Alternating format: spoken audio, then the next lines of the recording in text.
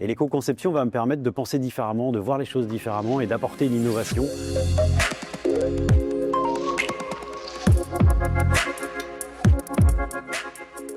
Je m'appelle Arnaud Clément et je suis le directeur de la RSE du groupe Inhérent, qui est un opérateur et hébergeur français qui propose de l'accès à Internet, de la téléphonie, du Wi-Fi, tout ce qui est télécom, mais aussi de l'hébergement dans le monde de l'IT, avec 14 data centers en France.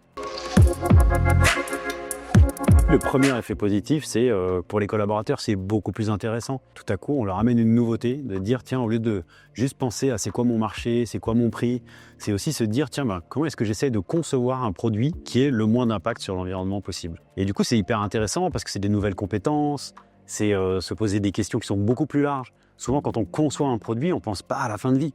Et là, du coup, tout à coup, on doit se dire, tiens, je dois aussi penser à la fin de vie. Ah, je dois aussi penser à l'impact sur les ressources, sur les matières premières. Du coup, c'est aussi avoir plus d'impact ou moins d'impact sur la planète. En fait, de plus en plus, heureusement, les clients s'intéressent à l'éco-conception. De plus en plus, les clients mesurent l'empreinte carbone de leur activité. Et du coup, ils demandent à leurs fournisseurs soit d'avoir des produits éco-conçus, soit de connaître l'empreinte carbone de leur consommation chez nous.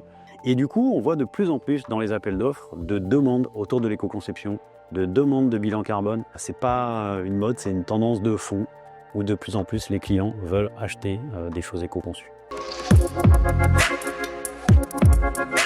Quand on conçoit un produit, généralement on prend des ressources naturelles et on transforme cette fameuse nature en déchets.